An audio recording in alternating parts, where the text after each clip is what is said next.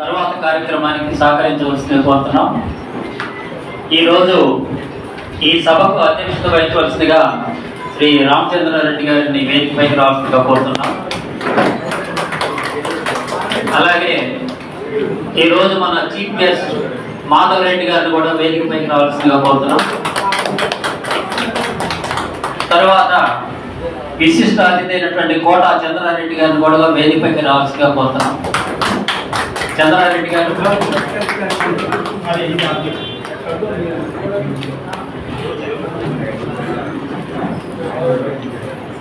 ఇది ఈరోజు కార్యక్రమంలో చివరి అంశం కాబట్టి మన మిత్రులందరూ కూడా ఈ కార్యక్రమాన్ని పూర్తి చేయడానికి సహకరించవలసిగా కోరుతున్నాం. ఈ తర్వాత ఇప్పుడు స్టేజ్ మీద ఉన్నటువంటి పెద్దల్లో ఎవరైనా ఎక్సెప్ట్ చీఫ్ గెస్ట్ ఈ కార్యక్రమాన్ని గురించి 2 వాక్యాలు మాట్లాడతారు.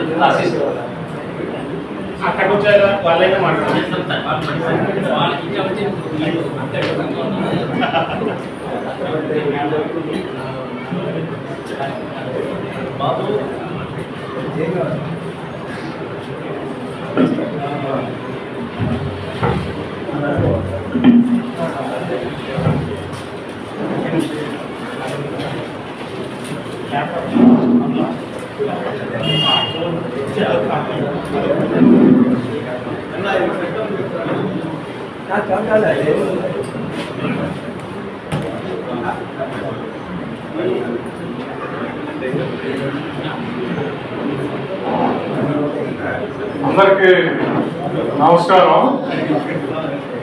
ఈరోజు ఈ కార్యక్రమానికి ఇచ్చేసిన పెద్దలు, మిత్రులు, ముఖ్య అతిథి మాధవరెడ్డి గారికి, సభాధ్యక్షులు రామచంద్రారెడ్డి గారికి, పెస్కో సీనియర్ సిటిజన్స్ తెలంగాణ ఫోరం సభ్యులకి నా అభినందనలు.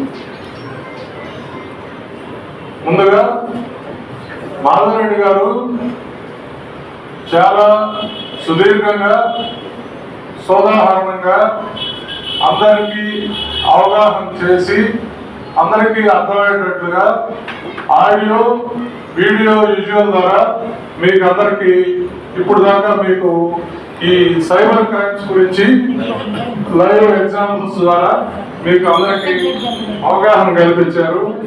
ఈ విషయంలో మనం మాధవరెడ్డి గారిని అభినందించాల్సిన అవసరం ఎంతైనా ఉంది. మాధవరెడ్డి గారు ఈరోజు ఇక్కడికి రావడానికి ముఖ్య కారకుడు ఎన్మాక్స్ ఇంజనీరింగ్, జయవర్ధన్ రెడ్డి గారు. ఎన్మాక్స్ ఇంజనీరింగ్ ఎండి జయవర్ధన్ రెడ్డి గారు ఆయన మిత్రుడు. అందువల్ల జయవర్ధన్ రెడ్డి ద్వారా ఈ రోజు మనకి ఈ కార్యక్రమానికి మాధవరెడ్డి గారు రావడం జరిగింది. ఆయన చక్కటి సందేశం ఇచ్చారు. సైబర్ నేరాల గురించి అందరికీ అవగాహన కల్పించారు. తర్వాత ఈ అంశాన్ని రామచంద్రారెడ్డి గారు ఎంపిక చేయడం, ఇది నిజంగా ఈ వయసులో కూడా ఆయన చాలా చురుగ్గా పనిచేస్తున్నారు. ఇప్పుడు ఒక సీనియర్ సిటిజన్స్ కే కాదు, ప్రతి ఒక్కరికి, చిన్న పెద్ద, ఇది అందరికి, దీనికి ఏమి విశేషణ ఏమి ఉండదు. సైబర్ నేరాలకి సీనియర్ సిటిజన్స్ కి ఇది చేయాలని ఉండదు. ఎవరికి అవకాశం ఉంటే ఎవరినైనా ఈ సైబర్ క్రైమ్ మింగేస్తుంది. తర్వాత అసలు సైబర్ క్రైమ్ అంటే ఏంది? అసలు సైబర్ క్రైమ్ అంటే కంప్యూటర్ ద్వారా కానీ, సెల్ ఫోన్ ద్వారా కానీ, లేదు ఇంటర్నెట్ ద్వారా, నెట్వర్క్ ద్వారా పనిచేసే ఏ సాధనాల ద్వారా అయినా సరే అసలు చట్ట విరుద్ధ కార్యక్రమాలు, మోసాలు చేయడం అనేది సైబర్ క్రైమ్. ఫస్ట్ ప్రపంచంలో మొట్టమొదటి సైబర్ క్రైమ్ 1834లో ఫ్రాన్స్ లో జరిగింది. చాలా ఆశ్చర్యంగా ఉంటుంది. ఫస్ట్ మొట్టమొదటిగా 1834లో టెలిగ్రాఫిక్ సిస్టమ్ ద్వారా కొంతమంది దొంగలు డేటా చోరీ చేసి, ఫైనాన్షియల్ డేటా చోరీ చేసి, అప్పుడు మొట్టమొదట అప్పుడు మొదలైంది సైబర్ క్రైమ్. తర్వాత భారతదేశంలో మొట్టమొదటి సైబర్ క్రైమ్ 2004లో తమిళనాడులో జరిగింది. ఫస్ట్ ఎఫ్ఐఆర్ నమోదైంది తమిళనాడు. ఏంటంటే ఒక వివాహిత యువతి చట్టబద్ధంగా విడాకులు తీసుకున్న తర్వాత ఆమెని హెరాస్మెంట్ ద్వారా, ఆశ్లీల చిత్రాల ద్వారా ఆమెని ఈ పోస్టింగ్స్ అని పెట్టిన తర్వాత ఫస్ట్ ఎఫ్ఐఆర్ నమోదైంది. అండర్ సెక్షన్ 67 ద్వారా ఐటీ యాక్ట్ 2000 ద్వారా కేసు కన్విక్ట్ అయ్యారు. అంటే దోషిగా నిర్ధారణ అయింది, వాళ్ళకి శిక్షలు కూడా పడ్డాయి. తర్వాత భారతదేశంలో ఎక్కువ సైబర్ క్రైమ్స్ జరిగే రాష్ట్రాలు 4 ఉన్నాయి. ఒకటి తెలంగాణ, కర్ణాటక, మహారాష్ట్ర, ఉత్తరప్రదేశ్. వీటిల్లో ఎక్కువ సైబర్ క్రైమ్స్ జరుగుతున్నాయి. నెక్స్ట్ తెలంగాణలో సైబర్ క్రైమ్స్ లో మొట్టమొదటి ప్లేస్ లో ఉంది 2022లో తెలంగాణ సైబర్ క్రైమ్స్ లో మొట్టమొదటి స్థానంలో ఉంది. తర్వాత హైదరాబాద్ కమిషన్ రేట్లు 3 కమిషన్ రేట్లు ఉన్నాయి. రాచకొండ, సైబరాబాద్, హైదరాబాద్. ఈ మూడిట్లో 2024లో 12,000 సైబర్ క్రైమ్స్ నమోదైనాయి. 2025లో 15,000 సైబర్ క్రైమ్స్ నమోదైనాయి. మీకు తెలుసుంటది మాధవరెడ్డి గారు, సగం మంది రిపోర్ట్ చేయరు. మళ్ళీ ఇవి కాకుండా ఇవి నమోదైనాయి. తర్వాత ఏంటంటే ఈ సైబర్ క్రైమ్స్ మనకు తెలియని దాదాపు 160 సైబర్ క్రైమ్స్ ఉన్నాయి. 160 నుంచి 168 సైబర్ క్రైమ్స్ ఉన్నాయి. వీటిల్లో ఈ మధ్య బాగా ప్రాచుర్యంలోకి వచ్చినాయి ప్రధానమైనవి 3 సైబర్ క్రైమ్స్ ఉన్నాయి. ఒకటి online jobs, part time jobs అంటారు. తర్వాత ఇన్వెస్ట్మెంట్ ఫ్రాడ్స్, తర్వాత digital arrest. Part time jobs ఎక్కువ గృహిణులు, మధ్యతరగతి చాలా మంది ఈ కేసులు ఎక్కువ నమోదవుతున్నాయి. అంటే మీకు జాబ్స్ పార్ట్ టైం జాబ్స్ ఇప్పిస్తామని ఆన్లైన్లో ఎక్కువ మోసాలు జరుగుతున్నాయి. నెక్స్ట్ వచ్చి ఇన్వెస్ట్మెంట్ ఫ్రాడ్స్. ఆశ్చర్యకరంగా ఈ ఇన్వెస్ట్మెంట్ ఫ్రాడ్స్ లో చదువుకున్న వాళ్ళు, ఇంజనీర్స్, ముఖ్యంగా సాఫ్ట్వేర్ ఇంజనీర్స్ చాలా మంది బలైపోయారు. ఇటు అంటే షేర్స్ తక్కువ పెట్టుబడితో మీకు డబ్బులు ఎక్కువ లాభాలు వస్తాయి, షేర్స్ ట్రేడింగ్, తర్వాత పోర్ట్ఫోలియో మోసాలు, ఇవన్నీ ఎక్కువ మంది సాఫ్ట్వేర్ ఇంజనీర్స్ ఉన్నారు. తర్వాత వచ్చి డిజిటల్ అరెస్ట్. మాధవరెడ్డి గారు దీని గురించి చాలా సుదాహరణగా చెప్పారు. ఒక జడ్జి చట్టం, న్యాయం, రాజ్యాంగాన్ని అన్ని చదివిన వ్యక్తి ఎన్నో తీర్పులు ఇచ్చాడు ఆయన. కానీ ఆయనే 1,60,00,000కి మోసపోయి ఆయన డిజిటల్ అరెస్ట్ చేసి, అసలు డిజిటల్ అరెస్ట్ అనేది లేదు, ఇండియన్ పీనల్ కోడ్ ప్రకారం చట్టమే లేదు. ఫోన్లో అరెస్ట్ చేయడం అనేది ఇది హాస్యాస్పదం, అసలు లేనే లేదు. నెక్స్ట్ ఈ సైబర్ క్రైమ్స్ ని ముఖ్యంగా మన జంట నగరాల్లో ఈ సైబర్ క్రైమ్స్ ను అరెస్ట్ చేసేదానికి సిపి సజ్జన్న, ఆనంద్, తర్వాత డిసిపి గారు, వీళ్ళిద్దరు కలిసి ఒక 32 బృందాలతో ఒక టీములను ఏర్పాటు చేసి భారతదేశంలో ఉన్న 16 రాష్ట్రాల్లో ఆక్టోపస్ అనే పేరు మీద పెట్టి దాడులు చేయించారు. ఈ మధ్యనే జరిగితే దాదాపు 104 మందిని అరెస్ట్ చేశారు. 104 మందిని అరెస్ట్ చేసి వాళ్ళ హాట్ స్పాట్స్కి వెళ్ళారు, వాళ్ళ హైడౌట్స్కి వెళ్ళి వాళ్ళని అరెస్ట్ చేసి పట్టుకొని వచ్చారు. తర్వాత వాళ్ళని ఎంక్వైరీ చేస్తే 127 కోట్లు ఫ్రాడ్ జరిగింది. అంటే 127 కోట్లు అందరి దగ్గర మోసాలు చేసి ఇవన్నీ చేయడం జరిగింది. వీళ్ళలో ఎవరంటే బ్యాంక్ అఫీషియల్స్ ఉన్నారు, వాళ్ళే ఇచ్చారు బ్యాంక్ అఫీషియల్స్. తర్వాత బ్యాంక్ ఖాతాలు అందించిన వీళ్ళు దళారులు, తర్వాత బంధన్ బ్యాంక్ రిలేషన్షిప్ మేనేజర్ కూడా దీంట్లో ఇన్వాల్వ్ అయ్యాడు. దీంతో వందలాది సెల్ ఫోన్లు, సిమ్ కార్డులు, ల్యాప్టాప్స్, బ్యాంక్ పాస్బుక్లు, వందలాది పాస్బుక్లు కూడా స్వాధీనం చేసుకోవడం జరిగింది. ఇది ఈ మధ్యనే జరిగింది.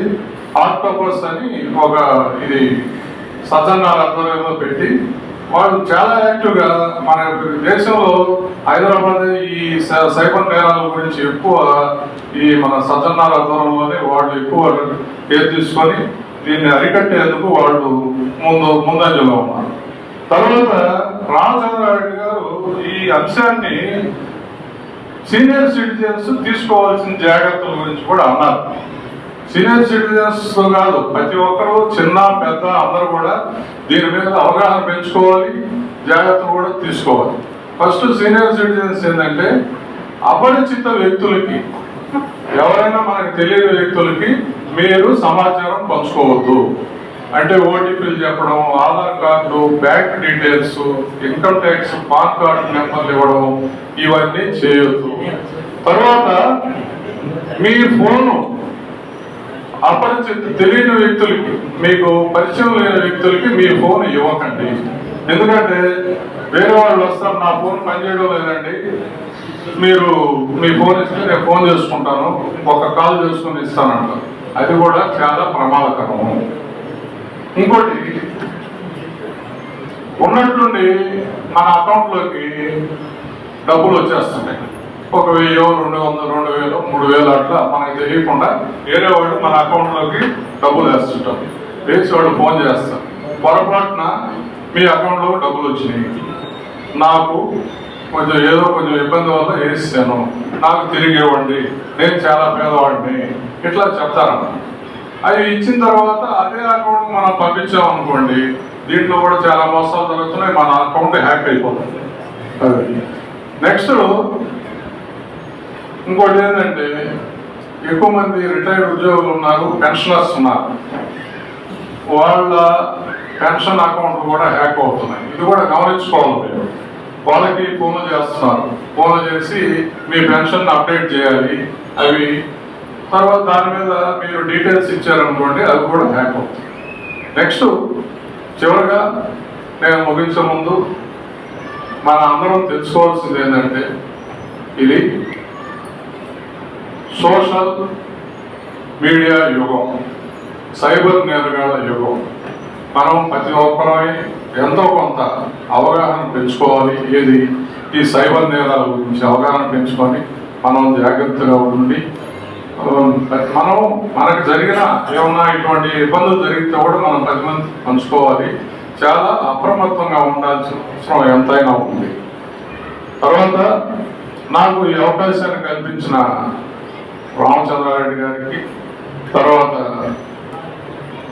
ఫెస్కో సీనియర్ సిటిజన్స్ ఫోరం తెలంగాణ వాళ్ళకి నా ధన్యవాదాలు. ఇంతటితో నా ఉపన్యాసం.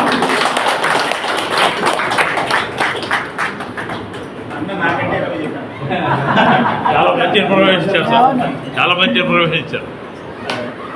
ధన్యవాదాలు రామచంద్రారెడ్డి గారు. మీకు ఈ ప్రోగ్రామ్ అంటే ఈ టాపిక్లో చాలా ఇంటెలిజెన్స్ మీకు ఉన్నది. గమ్మత్ ఏంటంటే, ఒక విషయాన్ని గురించి ఎక్కువ తెలిసిన వాళ్ళే పోతా పడుతుంటారు. మా వాళ్ళంతా సేఫ్గా ఎందుకున్నారంటే, వీళ్ళకి సెల్ ఫోన్ వాడటం తెలియదు చాలా మందికి. ప్లస్ ఈ విషయాల గురించి ఎక్కువ తెలుసుకోరు. తెలుసుకున్న కాబట్టి నాలెడ్జ్ పెరిగింది అనుకోండి, ఒక భయం వేస్తుంది, మనకు కూడా ఉద్యోగం. ఇప్పుడు మన అధ్యక్షుడు రామచంద్రారెడ్డి గారు అమూల్య సందేశాన్ని 2 నిమిషాలు. ఈ సభకు సక్సెస్ ముఖ్య కారణం వాటి సబ్జెక్టు జయవర్ధన్ రెడ్డి గారు, చంద్రారెడ్డి గారు నాకు ఇచ్చి మీటింగ్ కండక్ట్ చేస్తాను. సరే, చీఫ్ గెస్ట్ మనకు తెలుసు, వారి ద్వారా మనకు పరిచయం, వారి బయోడేటా అవన్నీ మనకు కమ్యూనికేషన్ తర్వాత వారి గొప్పతనం తెలిసింది. అయితే ఈ సభ సక్సెస్ కావడానికి 3 కారణం. చీఫ్ గెస్ట్ ఎలాగో, రామచంద్ర విశ్వం దుర్గా నాగేశ్వరరావు గారు వారి మా దగ్గర ప్రొజెక్టర్ లేదు. ఈ ప్రొజెక్టర్ సమస్య నాకు రిపీటెడ్గా వస్తుంది. సో ఆ ప్రొజెక్టర్ ఇచ్చి మాకు సహకారం ఇచ్చినందుకు వారికి చాలా మేము రుణపడి ఉన్నాం. అట్లనే ఈ లోపల మన చీఫ్ గెస్ట్ వచ్చే లోపల ఆ సెంటర్ పంచాయతీ చేయడానికి నాతో ఆల్మోస్ట్ 75% సత్యమా ఎంఎస్ఆర్ మూర్తి గారు సహకరించారు. మా కంప్యూటర్ పిహెచ్డి దివ్యం వారికి ఎంతో రుణపడి ఉన్నాం. అట్లే హౌసింగ్ బోర్డ్ ట్రాక్టర్ వాళ్ళు ఎక్కడి నుంచో ఇంత దూరం వచ్చి మాకు సహకరించాలని సభకు వారికి కూడా మాట్లాడుకోవాలి. చాలా మంది వచ్చారు. మా స్వరాజ్య ఎమ్మెల్యే గారికి ఈ పేరు మర్చిపోయారా, అర్జున్ గారు, మా ఏపీఎస్సీ డైరెక్టర్ మా యువతి కృష్ణమూర్తి గారు, వీళ్ళందరికీ నేను ధన్యవాదాలు తెలుపుకుంటున్నా. నమస్కారం అండి. నా పేరు దుర్గా నాగేశ్వరరావు. హార్ట్ఫుల్నెస్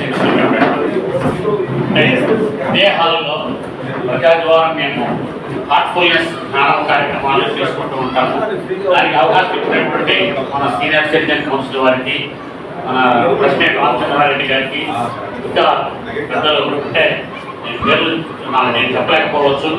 మాకు అవకాశం ఇచ్చినటువంటి పెద్దలందరికీ కూడా హార్ట్ఫుల్నెస్ సంస్థ తరఫున ధన్యవాదాలు తెలియజేసుకుంటున్నాము.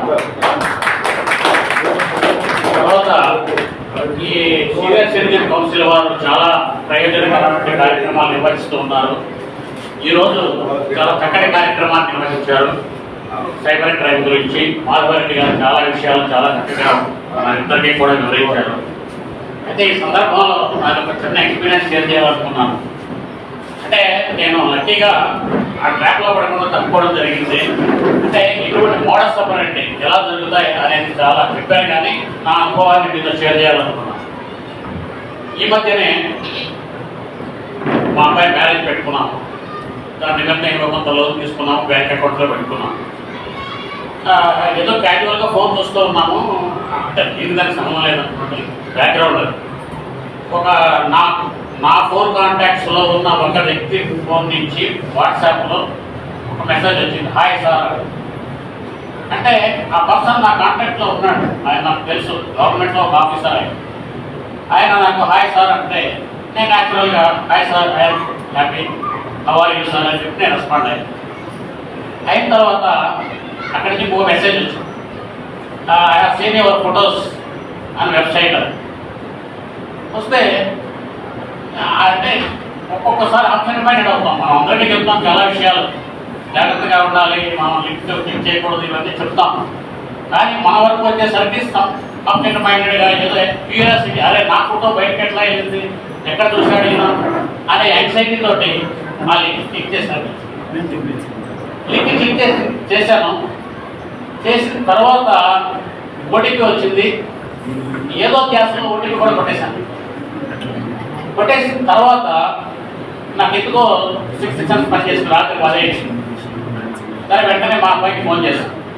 ఏంటి ఇట్లా వచ్చింది నాకు లింక్, క్లిక్ చేశాను బై మిస్టేక్, నాకు డౌట్గా ఉంది ఆ లింక్ మీద, తర్వాత ఓటీపీ కూడా కొట్టాను అన్న.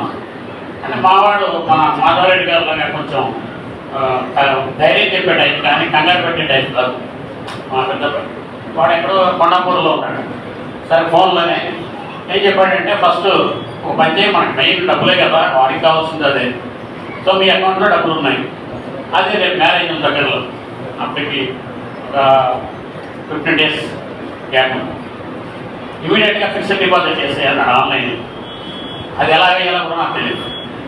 సరే తెలుసుకుని ఫోన్లో ఎంక్వైరీ చేసి తెలుసుకుని ఆన్లైన్లో ఫిక్స్డ్ డిపాజిట్ చేశాను. చేస్తే ఎఫ్డిఆర్ జనరేట్ అయింది, కానీ అకౌంట్లో డబ్బులు పోలేదు, అట్లాగే ఉంది. ఎందుకని ఆ టైం రాత్రి 10 గంటల టైం. ఎప్పుడు పోతాయి డబ్బులు? Next day morning bank server on అయినప్పుడు నా అకౌంట్ మీద డబ్బులు. అప్పుడు దాకా అన్సేఫే కదా నా డబ్బుకి. ఎఫ్డిఆర్ రిసిప్ట్ జనరేట్ అయినా కూడా నా డబ్బుకి సేఫ్టీ లేదు. సరే మరి ఎఫ్డిఆర్ జనరేట్ అయింది, ఎందుకంటే ఆ టెన్షన్లో మనము ఆ కాన్షియస్ మైండ్ ఉండదు. మా అబ్బాయికి చెప్పాను నేను ఇట్లా జరిగిందని.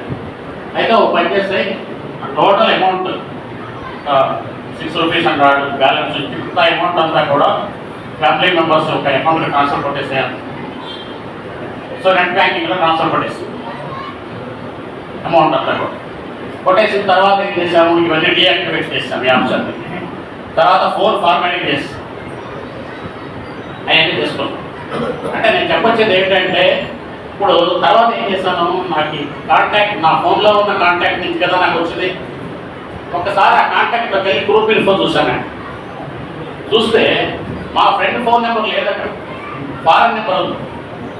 గ్రూప్ ఇన్ఫోకి వెళ్తే వాట్సాప్లో నా కాంటాక్ట్ పేరు అదే, మా ఫ్రెండ్ పేరే ఉంది. ఇన్ఫోలోకి వెళ్తే ఇక్కడ ఫోన్ నెంబర్ మారిపోయింది. అంటే మా ఫ్రెండ్ ఫోన్ హ్యాక్ అయింది. నేను వెంటనే ఆయన అలర్ట్ చేశాను, బాబు నీ ఫోన్ హ్యాక్ అయింది. నేను అది ఓపెన్ చేసినప్పుడు గ్రూప్ ఇన్ఫో ఫారెన్ నెంబర్ వచ్చింది అక్కడ అని చెప్పాను. ఆయన డేట్ అప్రూవర్, ఆయన అలర్ట్ అయ్యాడు. వెంటనే కాంటాక్ట్స్ మెసేజ్ పెట్టుకున్నాడు. అది వేరే నేను ఆ రకంగా ఎస్కేప్ అయ్యాను.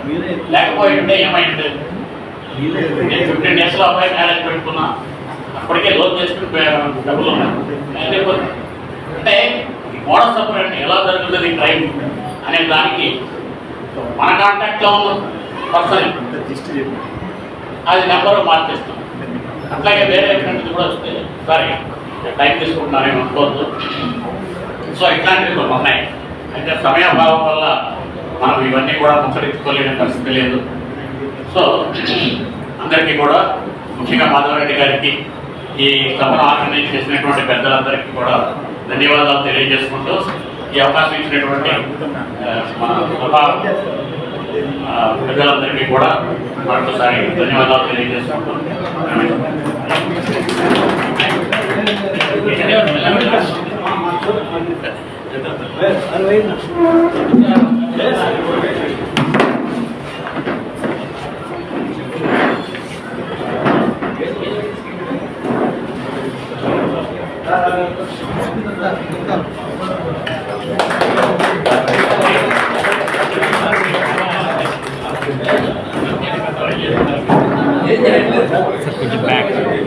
back.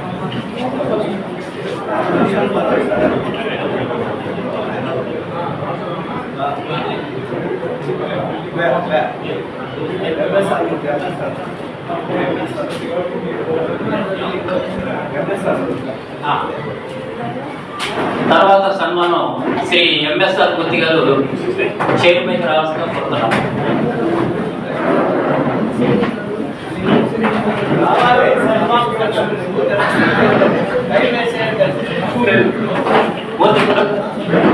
Right sir.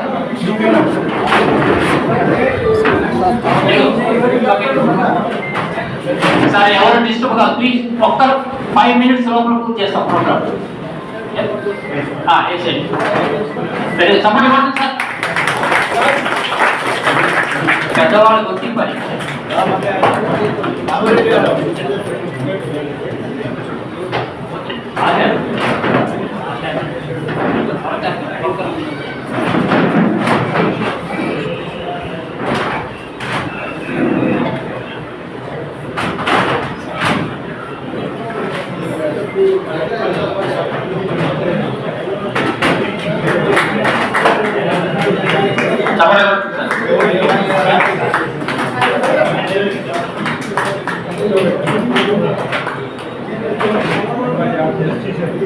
Senior citizen ఆఫీస్లో జరిగినటువంటి వెరీ ఇంట్రెస్టింగ్ సబ్జెక్టు గురించి చాలా బాగా ఎక్స్ప్లెయిన్ చేసినటువంటి మాధవరెడ్డి గారికి మన అందరి తరఫున కూడా హృదయపూర్వక ధన్యవాదాలు.